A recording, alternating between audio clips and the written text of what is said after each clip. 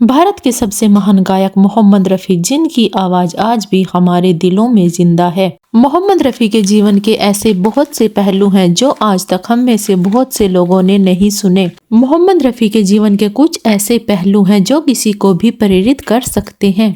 ऐसा ही मोहम्मद रफ़ी का एक गीत है, फिल्म का गीत है ओ दुनिया के रखवाले। इस गाने की रिकॉर्डिंग के लिए मोहम्मद रफ़ी घंटों रियाज किया करते थे। वे इतनी मेहनत किया करते थे कि रिकॉर्डिंग के दौरान उनके गले से खून निकल आया था, जिसके बाद मोहम्मद रफ़ी ने महीनों तक कोई गीत नहीं गाया था। और इस गाने से जुड़ा एक ऐसा दर्द भरा किस्सा है जो सुनकर आप भी सोचने पर मजबूर हो जाएंगे कि आखिर इस गीत में ऐसा क्या है। हो सकता है आप में से कुछ लोग अभी इस गाने को सुने और देखें कि आखिर इस गीत में ऐसा है क्या। दरअसल जेल में एक कैदी था जिसे फांसी की सजा हो गई थी, और जब उस कैदी से उसकी आखिरी इच्छा पूछी गई तो उसने आखिरी इच्छा के तौर पर यह गाना सुनने की मांग की थी, और जेलर ने जेल में ही रिकॉर्डर पर यह गाना बजाया और उसके बाद फिर कैदी को फांसी दे दी गई थी। मुझे यकीन है आप में से कुछ लोग अभी यह गाना सर्च कर कर सुनेंगे कि आखिर इस गीत में ऐसा है क्या। फ्रेंड्स, आप तो जानते हैं बॉलीवुड में हर रोज कोई न कोई नया विवाद होता रहता है। मोहम्मद रफ़ी भले ही कितने शांत स्वभाव के थे, लेकिन वह भी विवादों से नहीं बच पाए थे।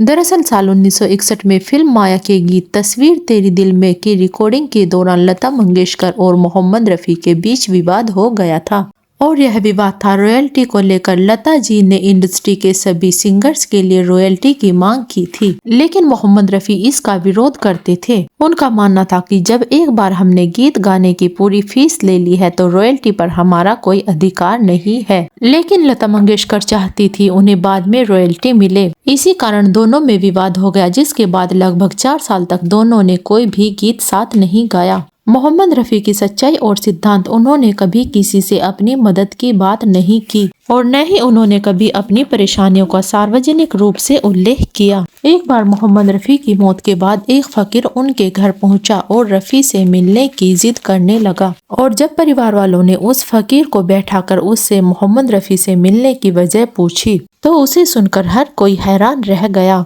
उस फकीर ने बताया रफ़ी साहब उन्हें हर महीने कश्मीर घर के खर्च के लिए पैसे भेजा करते थे ताकि उनका घर चल सके, लेकिन कुछ महीनों से फकीर के घर कोई मदद नहीं पहुंची, इसलिए वह मोहम्मद रफ़ी से मिलना चाहते हैं। और फिर जब रफ़ी साहब के सेक्रेटरी से उनके परिवार वालों ने इस बारे में पूछा तो उन्होंने पुष्टि की, और उन्होंने बताया कि रफ़ी साहब बिना किसी को बताए कई लोगों के घर चला रहे थे। अगर आप भी नेक दिल मोहम्मद रफ़ी के फैन हैं तो हमें कमेंट में जरूर बताएं।